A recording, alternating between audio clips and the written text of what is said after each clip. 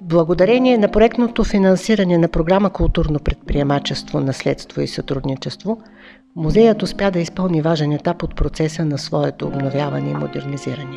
В края на този проект бих посочила сред най-ценните придобивки увереността, че нашият екип може да разработва и да управлява сравнително мащабни проекти. Знания и умения, които ще развиваме в годините напред. Реновиран е третият музеен етаж, изложбените зали, фоайето и новата библиотека. Доставени са техника и оборудване, мебели, софтуер за управление и представяне на художествените колекции, библиотечен софтуер. Здравейте, аз съм Богдана, добре дошли в библиотеката на музея.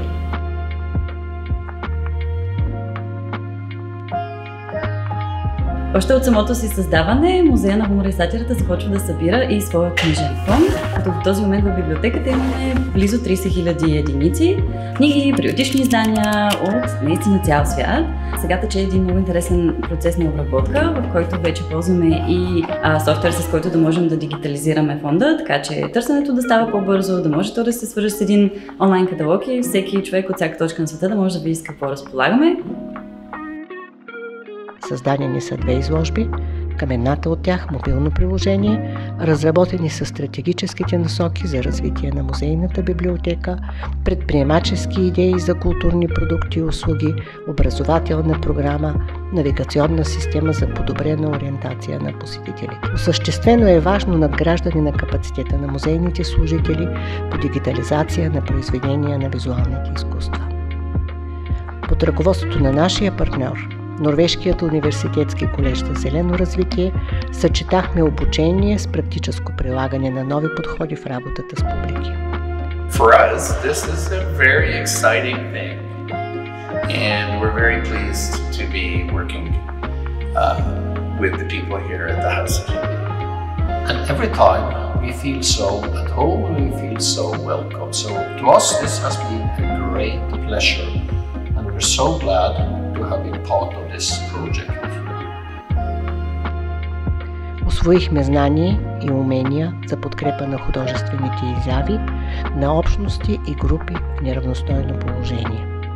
Общността, която вие каните, има страшно голяма нужда да бъде просто повидана.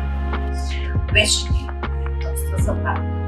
Ние сме убедени в значителната добавена стойност на сътрудничеството с различни граждански групи и ще продължим да разпространяваме модела, подпомагащ свързването на българските музеи и галерии с нови публики, нови посланници и нови теми и трактовки, отправени към обществото. Процес базиран на диалог и споделени творчески усилия, който може да направи професионалната дейност и постижения на музеите по-близки и разбираеми за обичайно незаинтересовани публики, както и да даде достъп на изкуствоведите до по-добри истории и различни гледни точки.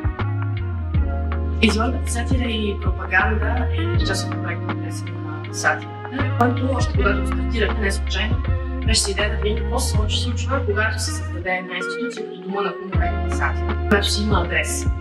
И тази сатира можеш да я търсиш.